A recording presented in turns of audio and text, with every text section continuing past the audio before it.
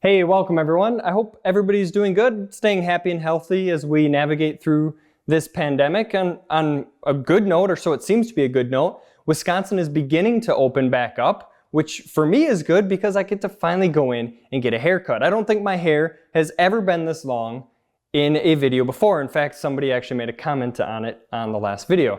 I find that funny. I looked at my wife today, she looked at me, she goes, "You're starting to look homeless." And I just hope that's not a precursor for things to come. She hasn't kicked me out to live in the shop yet, but the night is young at this point. All right, so let's get into the vehicle. We're working today on a 2007 Honda Accord. This is a 2.4 liter VTEC motor in here. And the car comes to me today with a complaint of an intermittent noise when trying to start up. You turn the key, crank it over, and it grinds or yeah, I guess grinds would be the best noise coming out of the starter. Take a listen.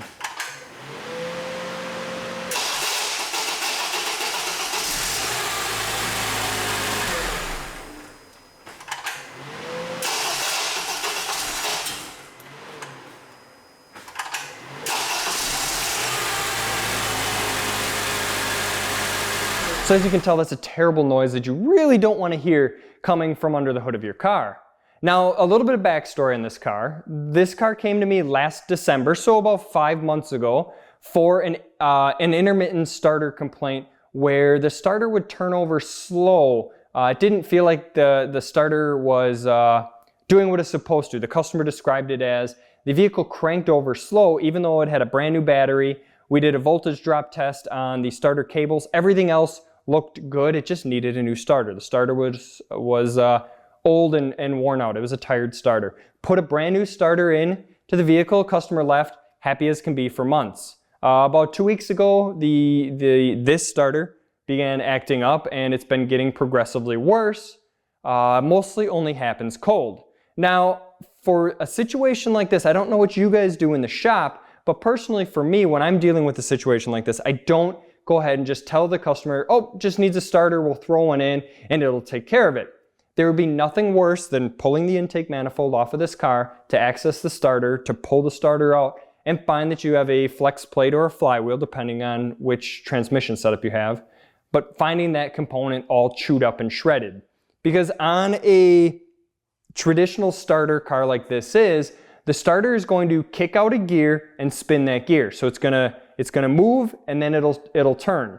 And those teeth on that gear have to engage perfectly with the teeth on the flywheel or the flex plate. Anything other than that is going to give you noise. It's possible that a starter noise could be coming from that improper meshing of those two components. A starter noise could be a flywheel or flex plate issue.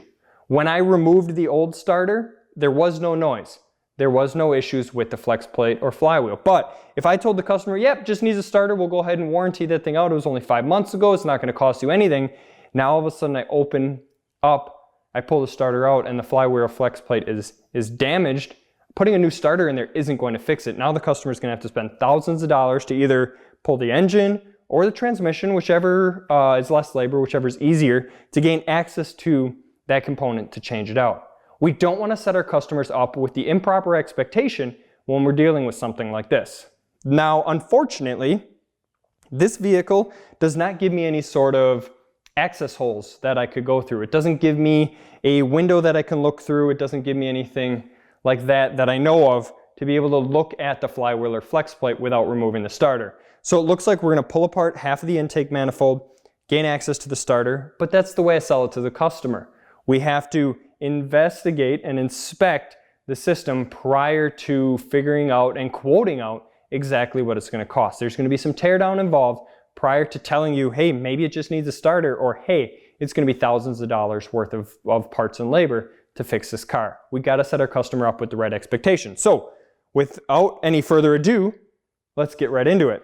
All right, so a starter is going to be fed power all the time under the hood. So we're going to have a red wire running from the positive down to the starter on this vehicle, and it's going to be hot all the time, meaning we want to interrupt that path. Best thing to do is always disconnect the battery negative if you don't feel comfortable working with essentially a welding rod underneath there, because if that positive lead on the starter shorts out to ground, it will weld itself to something. You will cause a lot of damage potentially to this vehicle. If you're not comfortable dealing with that, disconnect the battery negative.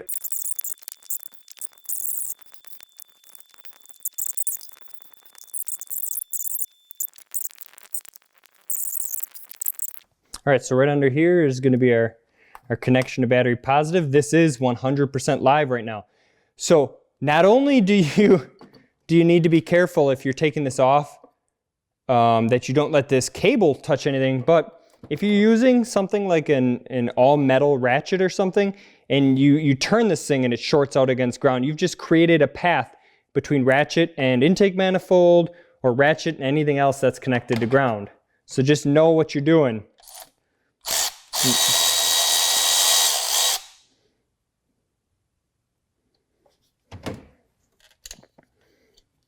All right, and you'll notice there I never let this cable go out of my hands and slam back against the coolant tube or the block or anything like that, because those could all be possible ground points where this thing could cause my issues. So then I'm going to just take this rag and I'm going to wrap it around here nice and tight. You could zip tie it in place if you want. I'm just going to leave it kind of tucked away to where I'm not going to potentially bump it and short it to ground. All right, so here's the new starter. Again, this thing's about 5 months old or so. Nothing looks broken. I don't see anything chewed up on these gears at all. If I was worried on these gears here, if I was worried about an issue with my flywheel, I would expect to see damage on these teeth as well. But as we spin this thing around and look at all the teeth, they all look pretty good. It seems to kick out properly. Don't know. Could just be a failed starter, but let's go ahead and take a look at that flex plate on here. Now it's really going to be up to you what you decide to look at it with. If you want to use a flashlight and a mirror, it's going to be really hard to see down in there. On other vehicles it can be very easy. It just depends on the vehicle you're working on. So for me, I like to put the borescope to use, so hook this up to the laptop and we'll take a look inside of there.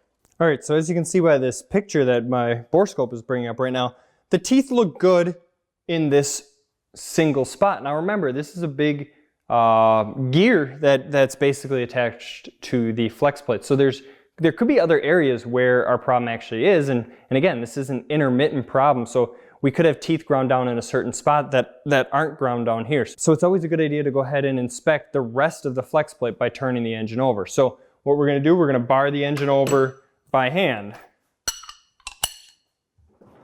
So I grab a 1/2-inch breaker bar, a long extension, my 19mm socket.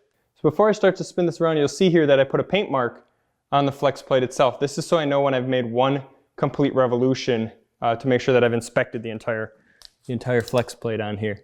So we'll just start to bring this around very slowly and inspect all of those teeth to make sure that we're not dealing with an engagement issue between our starter and our flex plate. And we'll just take one full revolution. And what's really nice about using this borescope with this software is you can actually record a video doing this. So you can show the customer that the flex plate looks okay or that the flex plate is damaged. You can show them that very easily instead of having to try to bring them out there and have them looking under the hood. So as we spin this around, there's a couple shiny spots on a couple teeth on there, but overall this flex plate looks like it's in really good condition. I'm not seeing anything that's really making me too concerned on here. Those couple shiny spots could be from the customer actually cycling the key when the engine's already running, or during one of those weird cranking events, maybe they hit the key again, type of thing, and forced that gear to come smashing into the flex plate. But overall, we're looking like a really, really good flex plate on here. I'm not too concerned about this thing at this point, and there's our yellow mark. All right, so flex plate looks pretty good. Note to everyone out there who bars an engine over by hand, never walk away from your breaker bar attached to the crankshaft. This could end very badly. I mean, it's every day in the shop. It's an everyday occurrence in the shop that you get called off for a waiter oil change, or somebody needs help syncing their phone, pairing their phone to their system, you know, whatever it is, for whatever reason that you could get pulled away, you never want to leave this bar in the crankshaft, because if you forget it, you put that starter in, you bolt everything down, you put the intake back on, you go to start this vehicle, you could really wreck something or really hurt somebody as this bar comes whipping around and potentially going flying across the shop, damaging something or hurting somebody. Never walk away from the bar on a crankshaft. I always pull it off and set it off to the side or put it away right away to know that it's not attached to there, because you will have a very bad day if you forget that it's on there. All right, so the flex plate looks good on this car. I don't think we're gonna have an issue putting in the new starter. Now you'll see there's a noticeable difference between our starters. This one has an integrated solenoid. This one, the starter solenoid, is exposed. This is the new one that we're gonna be putting in today. This is the original that has been on that car for 5 months. I don't know if there was a design flaw in this starter or whatever the case, this starter is no longer available that I put in 5 months ago. So if that tells you anything, could be an issue with this starter. So anyways, this is the starter that's going to go in. So let's throw it in there and get this thing going. Clear the bore scope out of the way so we don't hurt it.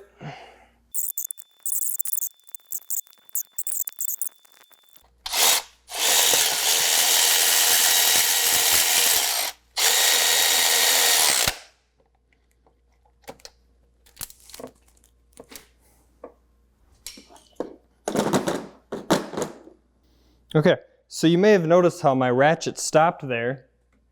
It got snug and the starter isn't secure after tightening down one of the bolts, this guy right here. The starter should be secure when that bolt went snug. I'm not going to force it down quite yet. There's some paperwork that comes with it.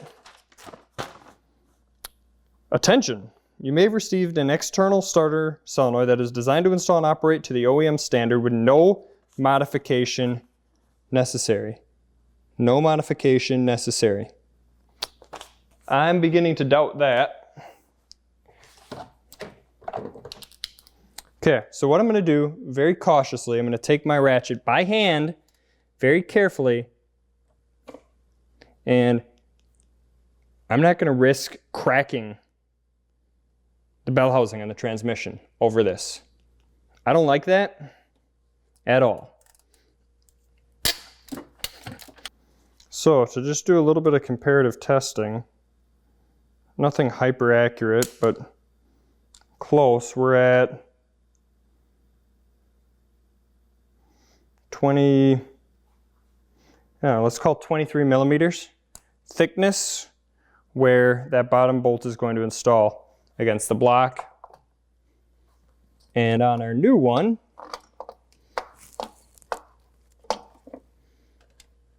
we are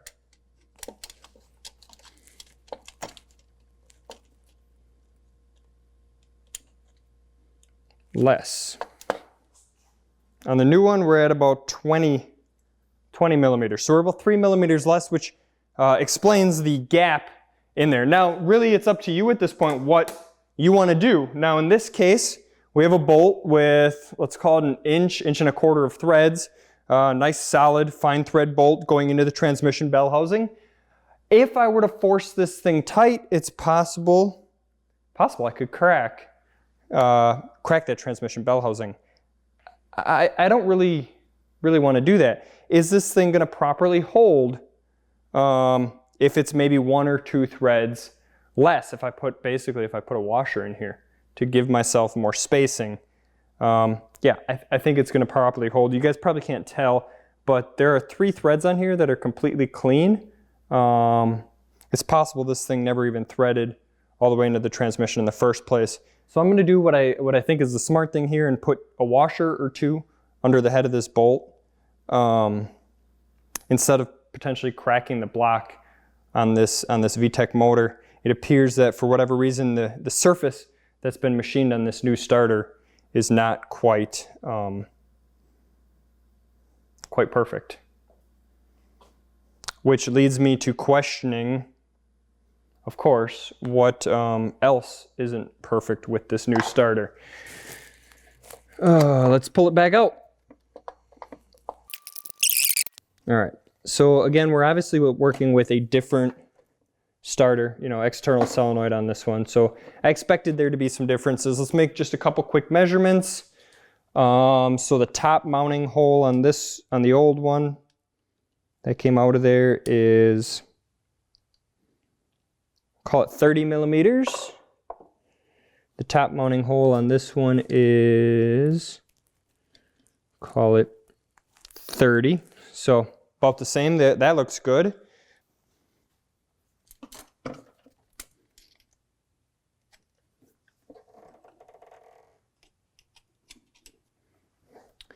All right, so it appears that the nose of the starter compared to the one that came out is slightly longer, but the actual throw that the gear has, the actual clearance for the gear, is identical. So there's a bearing on the end here, so that clearance is identical. So this nose of the starter is going to stick over the top of the flex plate further, but the gear engagement will still be the should still be the same on this. But don't worry, the starter may be different from the original design, but there's no modification required.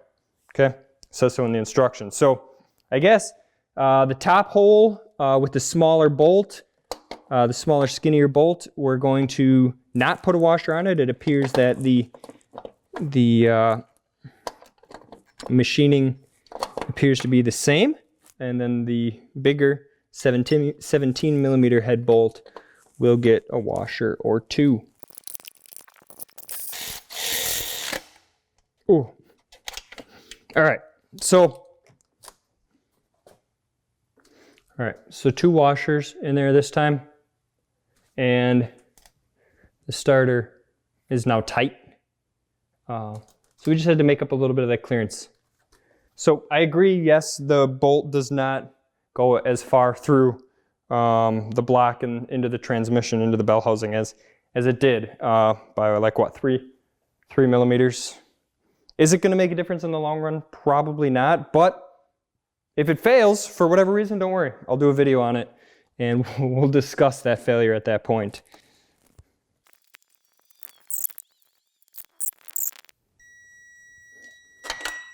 All right, so I was able to get it to torque down to the full 47 foot-pounds. So I'm not really concerned about adding those extra washers in there. I think we're okay. Now normally in this case, guys, you want to go ahead and replace that intake manifold gasket and the throttle body gasket. You'll see that I'm actually doing neither today because I mean, I don't really have much to complain about during this whole pandemic. If the worst thing I have to deal with is a lack of haircuts and slower shipping on my parts, but I mean, I'm waiting on the gaskets to get here. Fortunately, this is very easy, and I needed to get this video knocked out of here today to get it out on time to you guys.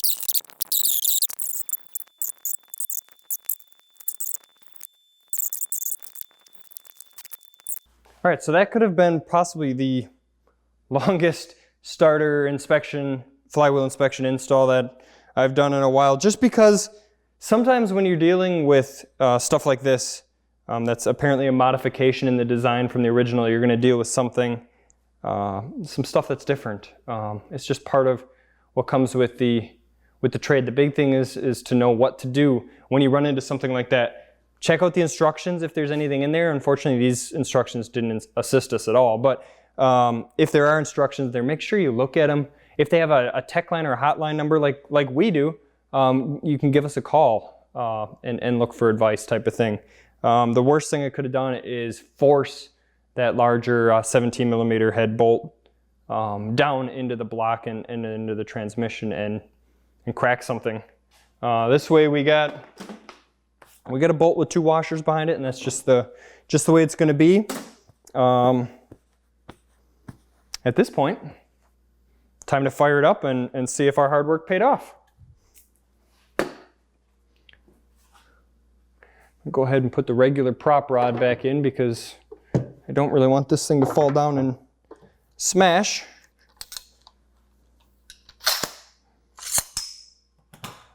Here we go.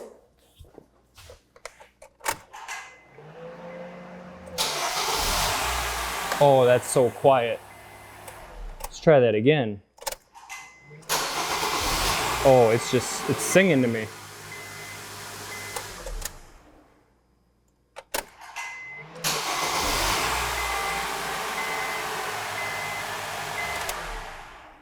Third time's the charm, but I think the fourth time just really solidifies it. Oh, that's so nice. All right, so we got a really nice and quiet starter operation now, just as it should be. Sometimes it is just the starter, guys, that's making noise. But we don't want to set that expectation with the customer because it could really, really lead you down a path and a very troublesome, difficult conversation with the customer if you don't set that expectation properly in the beginning. I like to lay out the variables. Here's what I know can cause this problem. This is maybe a best case scenario. This is maybe a worst case scenario. We won't know until we get into the actual job itself. This one ends up being best case scenario. Just needs a new starter. It's taken care of. Once I get my gaskets, we can go ahead and get this car out of here and back to the customer. So thank you guys for watching. I hope you found the potentially longest starter installation testing video out there beneficial. There's a little bit of everything in here, so I hope you can take something away from it. I hope everybody's staying happy and healthy and safe in these times that we're dealing with. If you are already a subscriber to the channel, thank you. If you haven't subscribed to the channel yet, please hit that subscribe button. Click the little bell icon that's down there in the corner of the videos. That way you get a notification every time we come out with new content. And of course, please hit that thumbs up button so we know that you guys are loving it. Leave a comment below if you have any questions. I'd be curious to hear what you guys would do with that bolt that bottomed out in the hole prior to it actually tightening down on the starter. What would you guys do in that situation? I've always had good luck throwing a couple washers in there. I know it's not exactly the way it's supposed to go, but this is the starter that I was handed. So that's what we're dealing with. Again, I hope everybody's doing great, and I really appreciate you watching. As always, guys, thank you, and happy wrenching.